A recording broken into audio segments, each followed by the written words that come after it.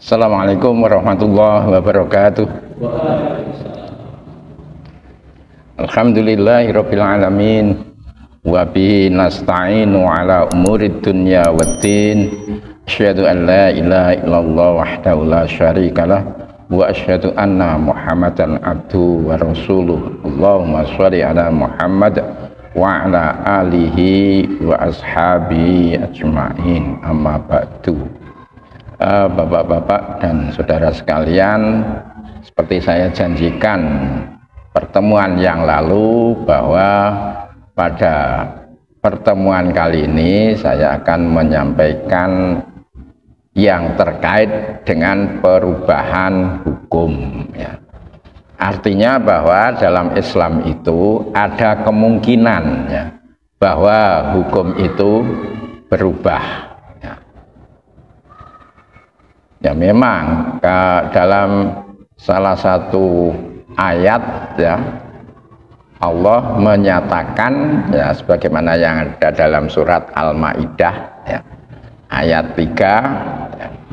Dalam ayat tersebut ada potongan ayat ya yang berbunyi, insya Allah sudah hafal semua ya. A'udzubillahi minasyaitonirrajim ya.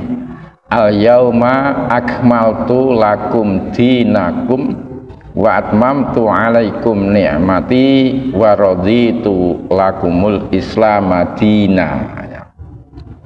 Yang artinya bahwa pada hari ini ya, hari ini itu hari pada waktu dilaksanakannya haji wada ya. Ketika Rasulullah dan beserta para sahabat sedang melaksanakan haji wada ya. Itu turunlah ya, ayat ini ya. Pada hari ini telah aku sempurnakan agamamu untukmu, telah kucukupkan nikmatku bagimu, dan telah aku ridhoi Islam sebagai agamamu. Ayat ini menyatakan bahwa agama Islam itu telah disempurnakan oleh Allah ya. Namun meskipun agama Islam itu telah disempurnakan, tidak berarti tidak ada celah ya, kekurangan sama sekali ya. Jadi agama Islam itu sempurna ya pada waktu itu ya. Sedangkan kemungkinan hal-hal yang terjadi di masyarakat itu sebagaimana sunatullah, bahwa masyarakat itu akan berkembang terus ya. Oleh karena itu tidak mustahil ya, pada suatu saat ternyata ada hal-hal yang belum di-cover oleh ayat Al-Quran maupun hadis ya. Nah, berdasarkan ayat tersebut ya, banyak ya, umat Islam yang beranggapan bahwa syariat Islam telah sempurna dan karenanya tidak perlu mengalami perubahan ya. Kalau dianggap sudah sempurna ya tentu saja enggak perlu ada penambahan atau perubahan ya. Nah, selain itu juga ya, banyak kalangan yang menganggap ya, aspek ijtihadi termasuk kategori syariat yang tidak bisa diotak-atik ya. Bapak-bapak, dalam hukum Islam itu ada dua hal ya, setidak-tidaknya ada dua hal, yaitu syariah dan fikih ya. Kalau syariah itu adalah hal-hal yang pokok ya, yang tidak bisa mengalami perubahan. Sedangkan fikih itu adalah hasil pemahaman ulama ya, terhadap sumber-sumber ajaran Islam ya, yang di situ ada kemungkinan pemahaman pada suatu saat itu bisa mengalami perubahan pada saat yang lain ya. Jadi sesuatu yang sudah ditetapkan pada waktu itu untuk syariah itu tidak bisa mengalami perubahan. Sedangkan fikih itu hasil pemikiran para ulama, itu memungkinkan untuk adanya perubahan-perubahan. Juga perlu dipahami bahwa pada masa Rasulullah masih hidup, ya, agama Islam itu masih baru, bersifat lokal, masih sekitar Mekah, Madinah, ya, dan juga paling jauh itu sampai ke Yaman dan sebagainya, ya, ini. Jadi berbeda dengan sekarang, agama Islam itu sudah meluas ke seluruh penjuru dunia. Oleh karena itu tidak mustahil untuk di tempat-tempat tertentu itu perlu adanya perubahan tentang hukum yang dulunya sudah pernah ditetapkan. Nah, diantaranya yang menunjukkan bahwa adanya kemungkinan kekurangan-kekurangan ini adalah tentang sabda Rasulullah, ya. Hadis ini sudah sangat terkenal, ya. Ini saya ambilkan dari kitabnya Sunan Abu Dawud, ya. Anna Rasulullah sallallahu alaihi wasallam lama aroda ayyab asa mu'adzan ilal yamani qala, ya. Ini menceritakan bahwa ketika Rasulullah akan mengutus, ya, mengangkat pejabat di Yaman, ya, yang diangkat itu adalah Mu'ad, ya, Mu'ad ibnu Jabal, ya, dijadikan pejabat kepala daerah di Yaman, ya. Sebelum berangkat, Mu'ad ditanya oleh Rasulullah, ya, kaifa takdi idza aradolaka qadaun, wahai Mu'ad, ya, apa yang akan kamu lakukan apabila kamu mendapatkan suatu pertanyaan yang harus kamu putuskan? Kemudian si Mu'ad menjawab, qala aqdi bi kitabillah, ya. Jadi Mu'ad ketika ditanya Rasulullah itu, jawaban pertama untuk menjawab pertanyaan yang ada adalah mendasarkan pada kitabullah, pada Al-Quran, ya. Kemudian ditanya lagi, ya, fa in lam tajid fi kitabillah, bagaimana kalau dalam kitabullah, dalam Al-Quran tidak kamu temukan, ya.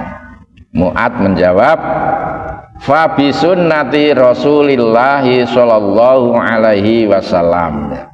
Kalau tidak kutemukan dalam Al-Quran, maka akan aku gunakan sunnah Rasulullah atau hadis, ya. Kemudian ditanya lagi, fa'in lam tajid fi sunnati Rasulillah sallallahu alaihi wasallam, ya, wala fi kitabillah, ya. Seandainya dalam Al-Quran juga tidak kamu temukan, demikian pula dalam sunnah, dalam hadis juga tidak kamu temukan, apa yang kamu lakukan? Mu'ad mengatakan, ajtahidu ra'yi wala alu.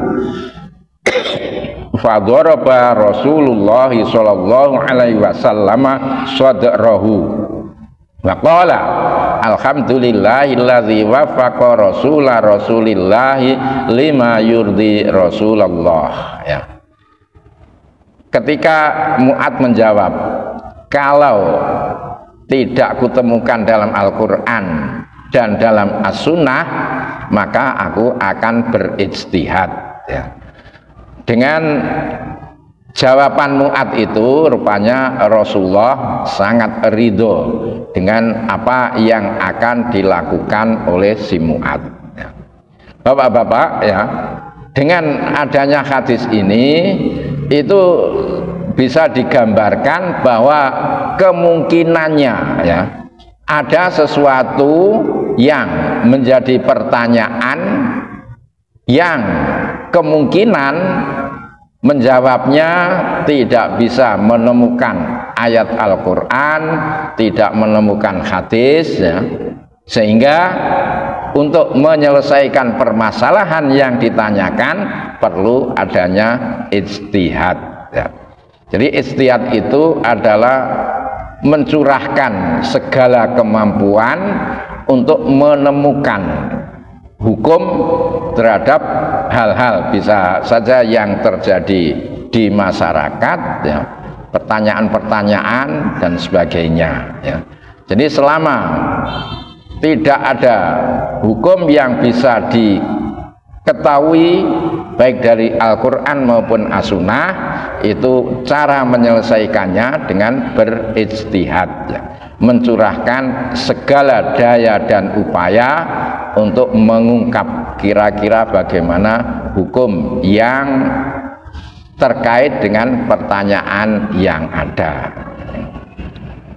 Kemudian dalam hadis yang lain, enggak saya sebutkan di sini, ya, itu ada yang menyatakan bahwa apabila seseorang berijtihad, ya, untuk berijtihad itu harus sesuatu yang belum ada hukumnya baik dalam Quran maupun hadis, ya, belum ada hukum yang jelas, ya, itu mencarinya dengan berijtihad, ya.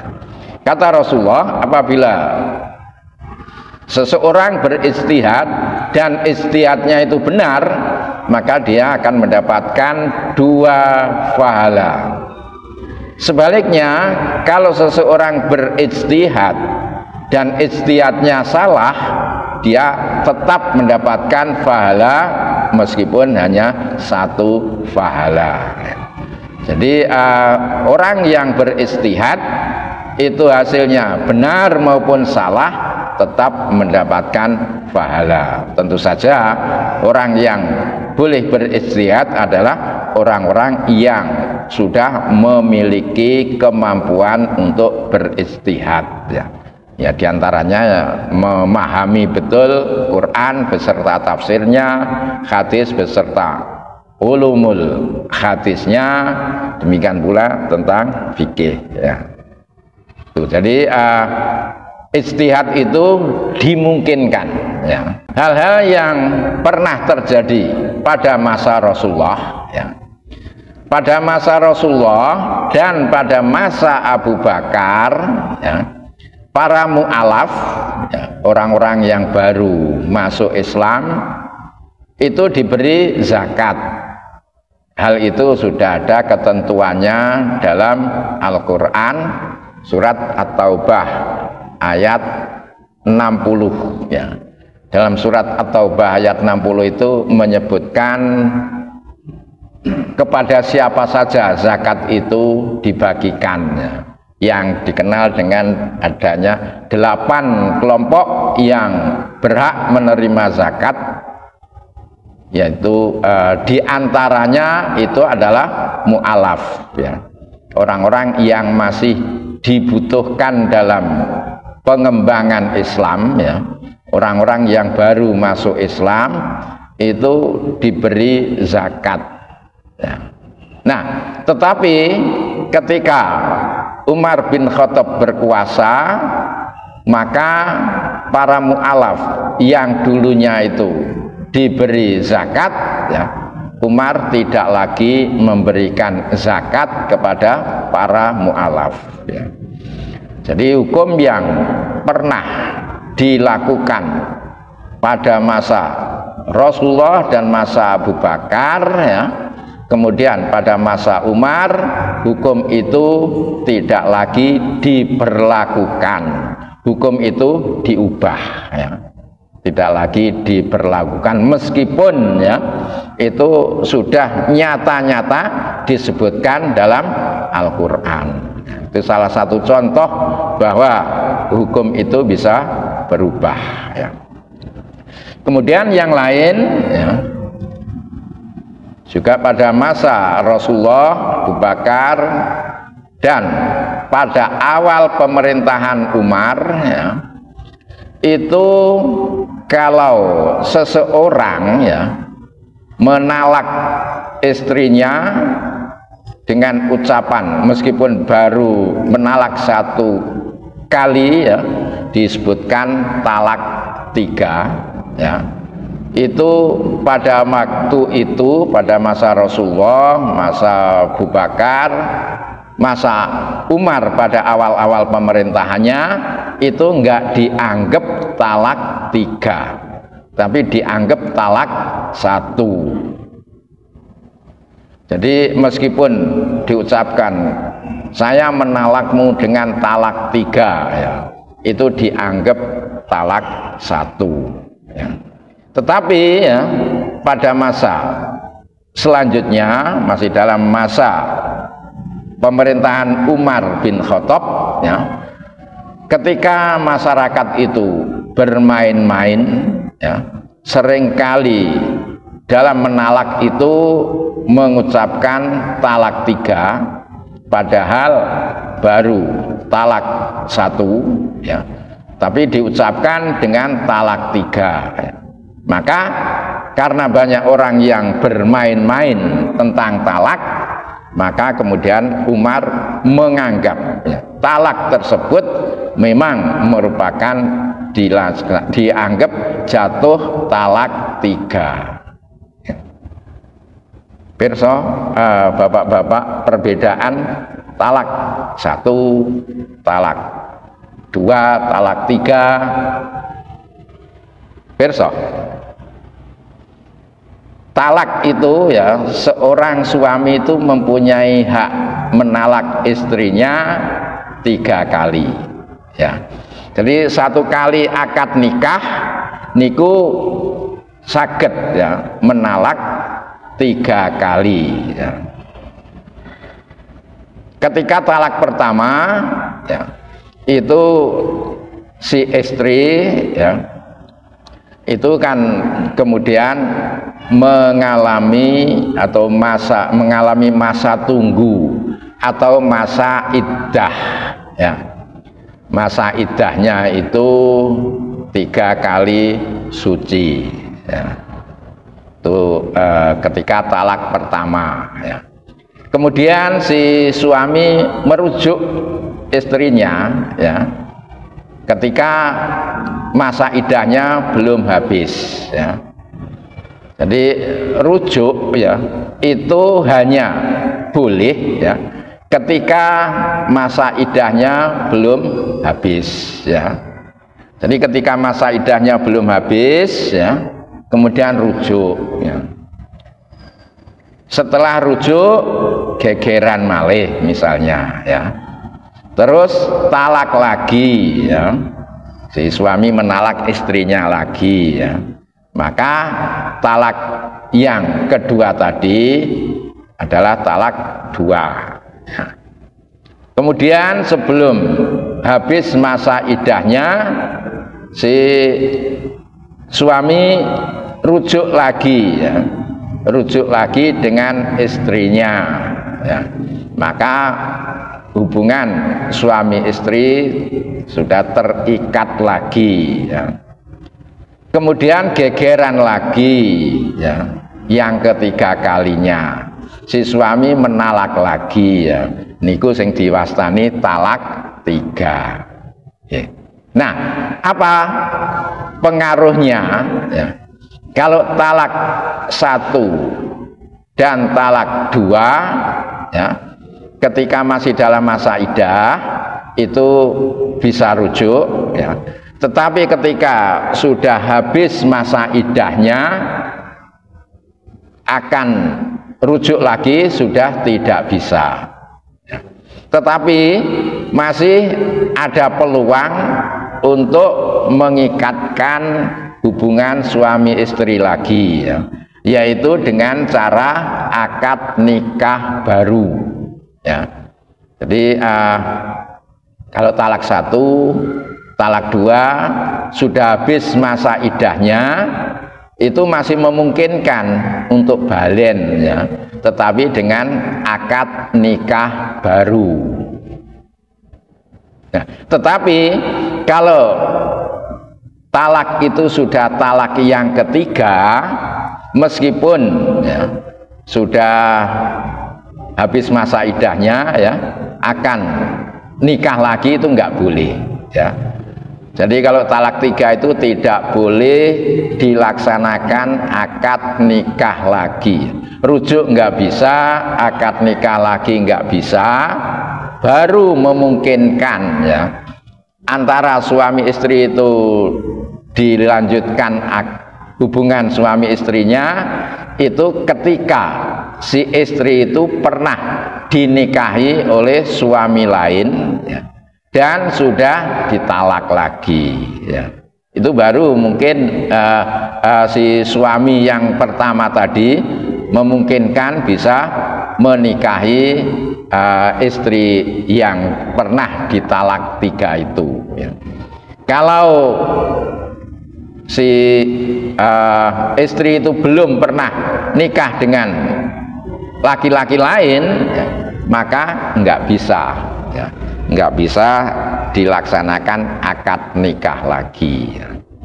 Perbedaannya ya, rujuk dengan akad nikah ya, itu ya, kalau rujuk itu nggak usah ada wali ya, nggak usah ada mahar ya, itu kalau rujuk. Tetapi kalau akad nikah baru itu harus menggunakan wali ya, dan juga ada mahar ya.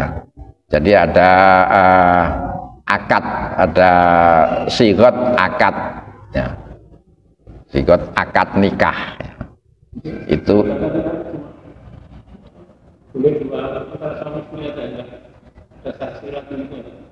ya, tentu saja saksi ya.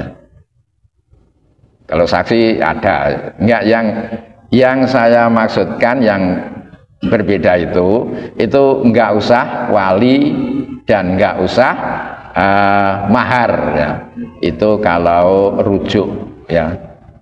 Ini contoh ya dari Imam Syafi'i ya. Imam Syafi'i atau yang namanya itu Muhammad bin Idris ya, Asy-Syafi'i ini dikenal ya memiliki dua macam pendapat. Yang pertama itu disebut dengan qaul qadim ya, pendapat yang dulu, yang awal ya. Kemudian ada qaul jadid ya, pendapat yang baru ya. Nah, mengapa Imam Syafi'i kok mempunyai dua pendapat ya?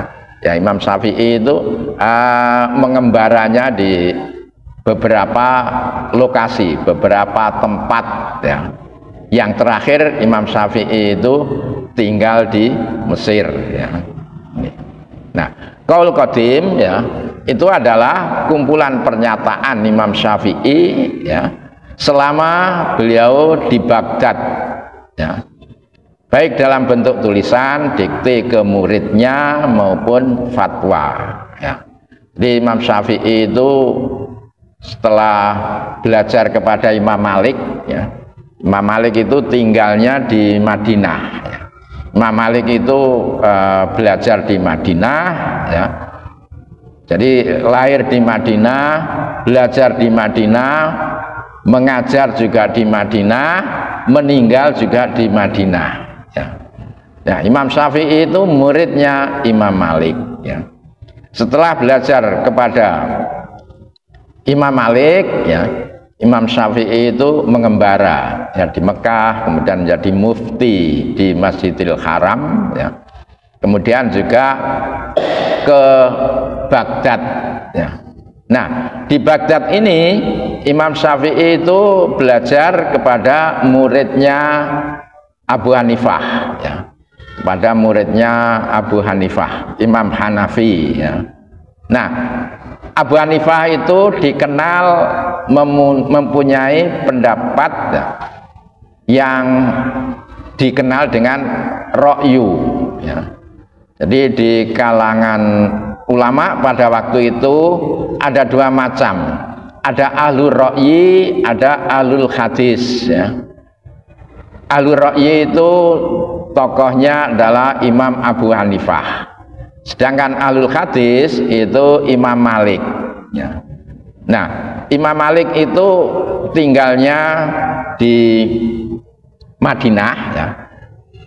Di Madinah itu karena tempat tinggalnya Rasulullah, sehingga hal-hal yang menjadi pertanyaan apa saja di Madinah itu kemungkinan besar itu bisa diselesaikan menggunakan hadis ya. Jadi di Madinah itu sudah banyak hadis karena Rasulullah hidupnya di Madinah ya. Sehingga nggak kesulitan, orang Madinah itu mencari hadis itu nggak kesulitan ya. Berbeda dengan di Baghdad, di Irak ya. Di Irak itu sudah lebih maju daripada di Madinah, karena Irak itu kan semula itu merupakan kerajaan besar ya ini.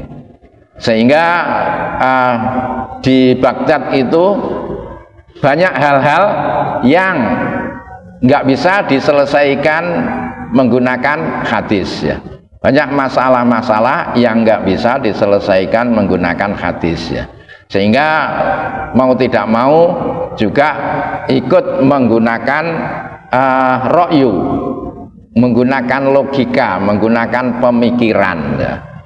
Jadi ada ahlul ra'yi, ahlul hadis ya. Ahlul ra'yi itu di Irak ya, ahlul hadisnya itu di Madinah ya.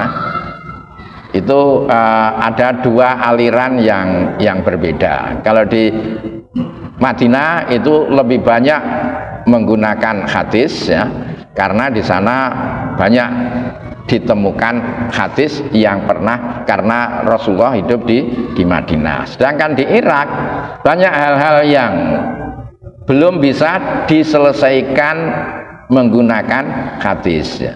Karena pada waktu itu ya, tentu saja kita nggak bisa membayangkan berdasarkan sekarang ya.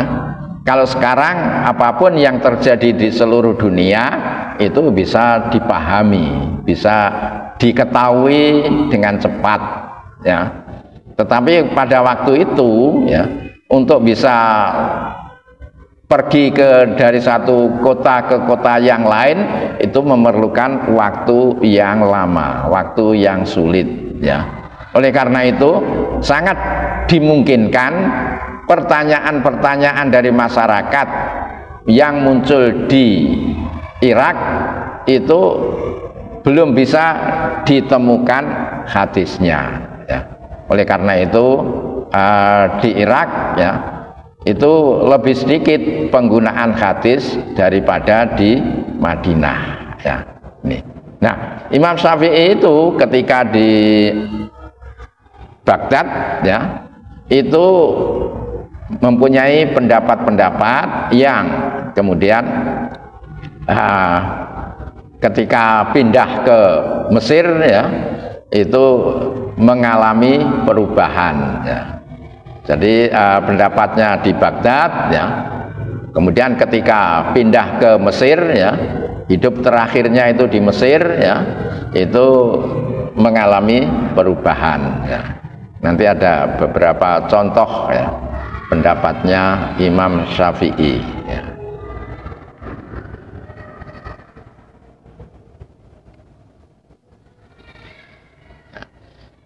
Contohnya ini tentang tertib dalam berwudu ya. Dalam berwudu itu kan harus urut ya, dari itu membasuh tangan ya, membasuh muka ya, dan sebagainya, itu harus urut ya. Nah, pendapatnya Imam Syafi'i yang duluan ya, itu ketika ya itu lupa ya, lupa tidak urut, tidak tertib ya, menurut pendapatnya Imam Syafi'i dalam qaul qadimnya itu tetap sah ya.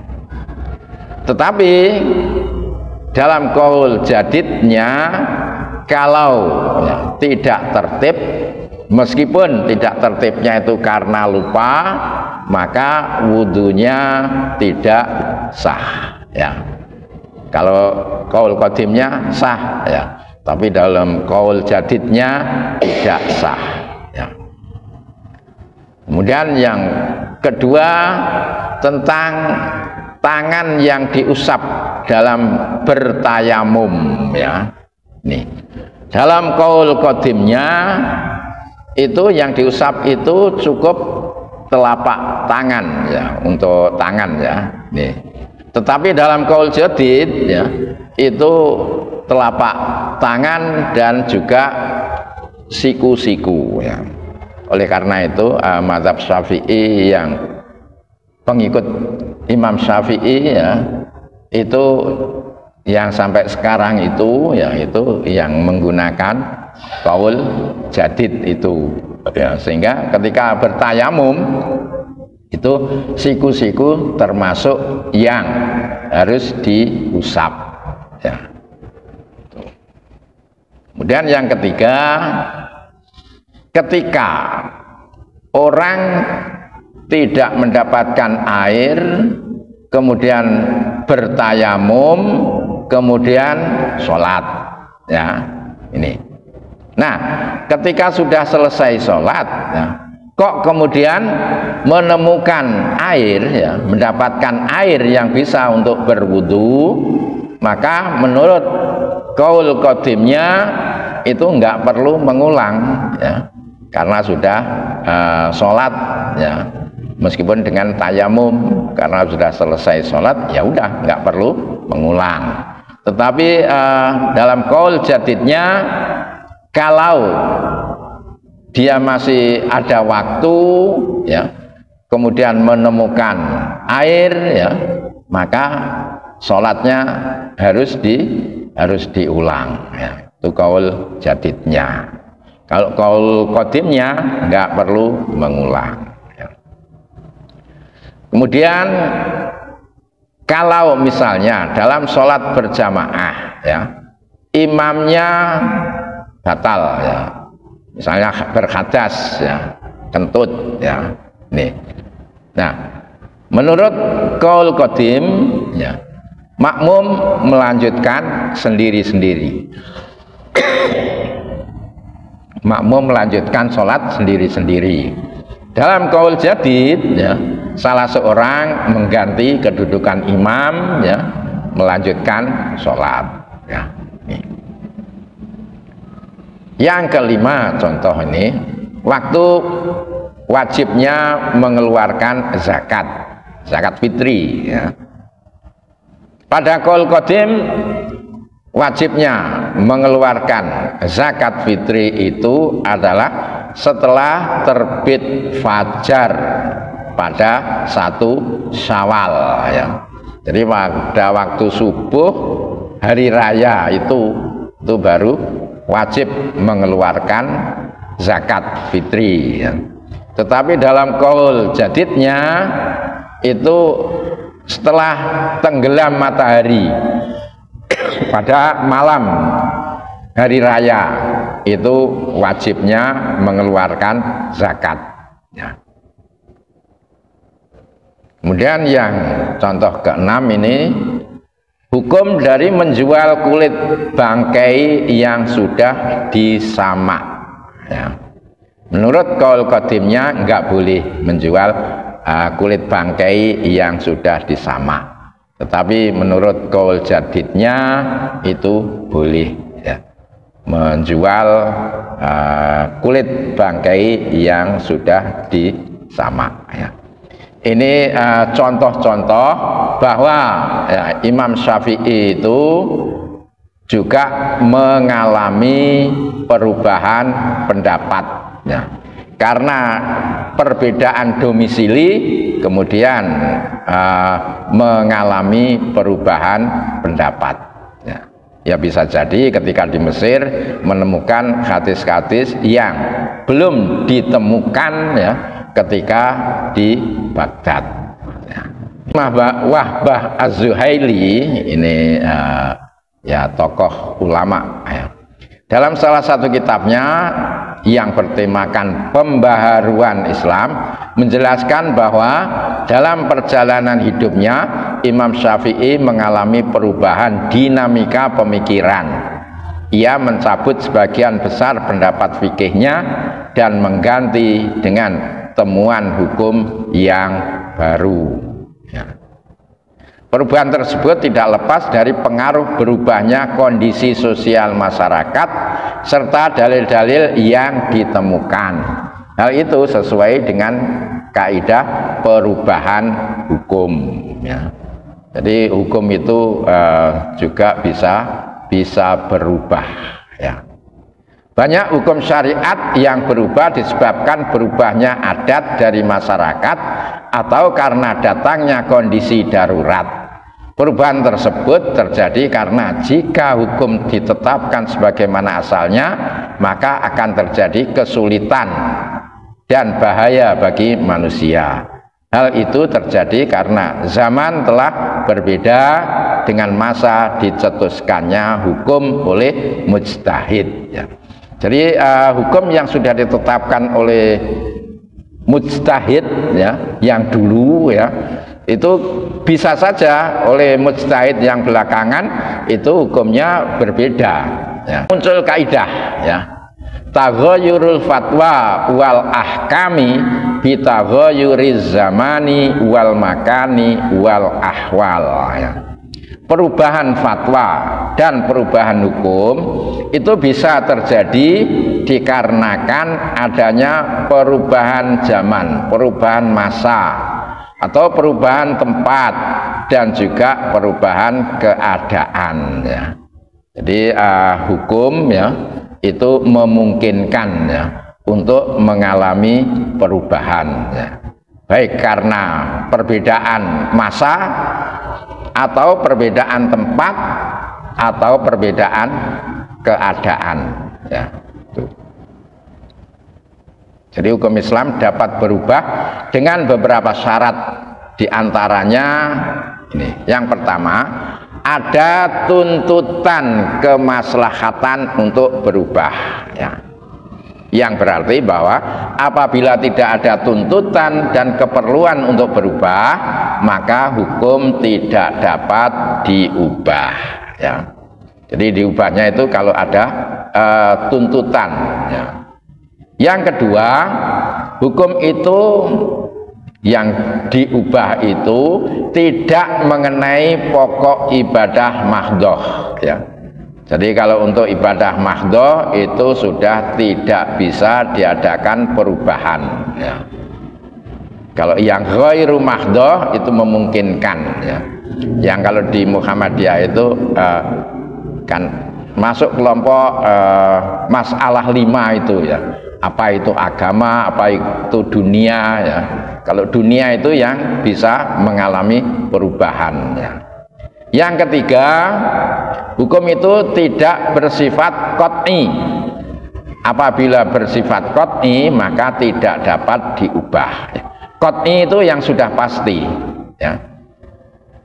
Jadi dalam Al-Qur'an pun ya, itu ayat-ayatnya ada yang sudah menetapkan secara qat'i, ada juga yang belum qat'i. Yang ada kemungkinan ditakwil itu belum qat'i. Yang qat'i itu sudah nggak bisa ditakwil lagi. Yang keempat, perubahan baru dari hukum itu harus berlandaskan kepada suatu dalil syar'i juga ya. Ini syarat-syarat untuk bisa berubahnya hukum. Dan contoh ya. Jadi pada dasarnya hukum yang tidak bisa berubah itu ketentuan ibadah mahdhoh dan hukum yang bersifat qat'i.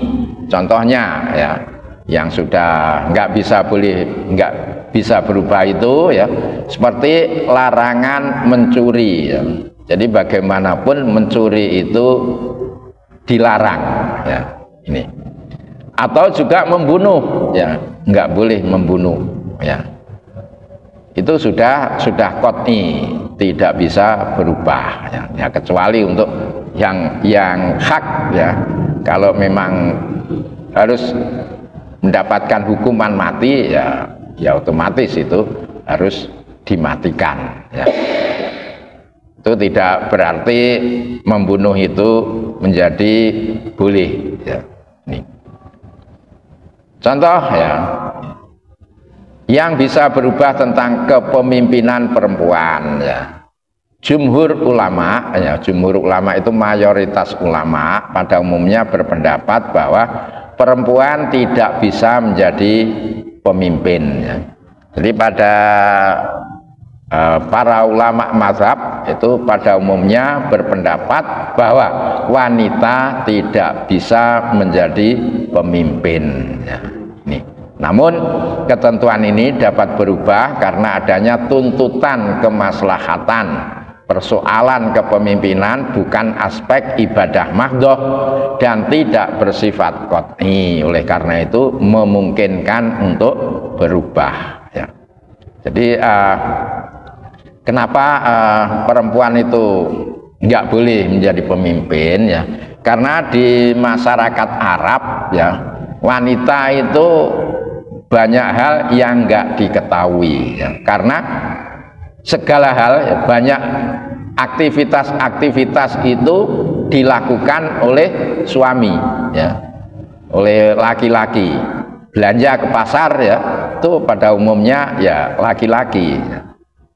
Sehingga wanita itu dianggap nggak banyak tahu tentang hal-hal di masyarakat. Oleh karena itu dalam hal kesaksian ya, kesaksian laki-laki itu sama dengan kesaksian dua orang perempuan ya. Itu ada hadisnya yang menyatakan seperti itu ya. Kemudian juga nggak boleh wanita menjadi hakim ya. Tetapi sekarang ya itu sudah di Arab Saudi sendiri sudah mengalami perubahan-perubahan ya. Seperti dulunya wanita itu nggak boleh nyetir mobil ya. Sekarang sudah diperbolehkan ya. Jadi sudah ada perubahan-perubahan ya. Jadi di Saudi sendiri itu banyak mengalami perubahan-perubahan ya.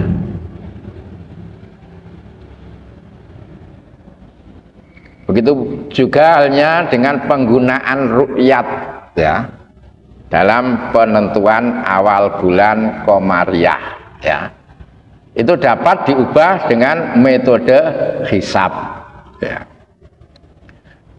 Dan sampai sekarang ini masih ada yang berpegangan pada ru'yat meskipun sudah mengalami perubahan-perubahan ya. Di Indonesia ya, yang menggunakan ru'yat itu sekarang juga menggunakan hisab ya. Jadi perbedaan itu bisa terjadi antara hisab dengan hisab, bukan antara ru'yat dengan hisab lagi. Nah, yang menggunakan ru'yat itu sudah dihitung dulu ya, menggunakan hisab juga. Dengan hisab itu bisa digunakan untuk menemukan ya posisi hilal ya. Hilal itu bulan yang kelihatan pertama kali yang masih kecil itu ya, bulan sabit ya, itu hilal ya. Dengan hisab itu bisa untuk menentukan ya posisinya itu di arah mana ya, berapa derajat dan sebagainya ya. Itu yang akan mengadakan ru'yat itu menghitung dulu juga ya, dihitung posisi hilalnya itu di arah mana, kemudian lengkungnya itu bagaimana ya, itu dihitung dulu. Kalau enggak menghitung dulu itu bisa ngawur ya, nanti ke arah mana melihatnya ya, itu bisa salah ya. Tapi kalau dihitung dulu itu bisa posisinya ada di mana ya, kemudian baru dilihat kelihatan apa enggak ya. Itu pun ada persyaratan ya, yang menggunakan ru'yat itu ya paling enggak harus 3 derajat ya, yang dulunya itu 2 derajat kemudian diubah ya, paling tidak ketinggiannya itu 3 derajat ya, kemudian jaraknya antara hilal dengan posisi matahari itu 6,4 derajat ya, itu. Jadi yang menggunakan ru'yat itu juga menggunakan hisab ya, ini. Jadi itu sudah mengalami perubahan. Kalau Muhammadiyah sekarang menggunakan hisab murni ya, ini. Jadi itu termasuk yang bisa mengalami perubahan. Mengapa begitu? Karena ru'yat itu kan hanya sebagai sarana untuk mengetahui sudah kelihatan, sudah muncul bulan baru ataukah belum ya. Karena dalam 1 bulan ya, itu kan mesti suatu saat itu akan mengalami berada di garis bujur yang sama antara matahari dengan bulan ya, itu pada bujur yang sama ketika dilihat dari bumi ya. Nah kemudian kalau sudah pada bujur yang sama yang diistilahkan dengan istima ya, itu kemudian sorenya gitu ya, dilihat kalau tenggelamnya itu lebih duluan matahari berarti sudah bulan baru, tapi kalau tenggelamnya lebih duluan bulannya berarti masih belum bulan baru ya. Jadi mengapa ru'yat diubah menjadi menggunakan hisab? Karena adanya tuntutan kemaslahatan. Karena kalau ru'yat itu kan terganggu oleh awan, mendung ya. Tetapi kalau hisab itu enggak ya. Jadi ru'yat juga termasuk aspek muamalah ya, dan tidak bersifat qat'i, oleh karena itu bisa mengalami perubahan ya. Selain itu banyak dalil Quran maupun hadis yang menunjukkan bahwa hisab merupakan metode yang sah dalam penentuan awal bulan Komariah ya. Namun hukum itu tidak boleh juga asal berubah, melainkan harus ditinjau dari sisi syarat-syarat perubahan hukum Islam di atas ya. Jadi kemungkinan ada perubahan ya, dan itu harus memenuhi syarat-syarat tertentu. Allah akan melanjutkan hal-hal yang terkait dengan perubahan hukum ya, tapi nanti akan saya sampaikan yang terkait dengan di Indonesia ya, termasuk perundang-undangan di Indonesia ya. Itu saya kira untuk melanjutkan ini tadi. Ya, kita akhiri. Assalamualaikum warahmatullahi wabarakatuh.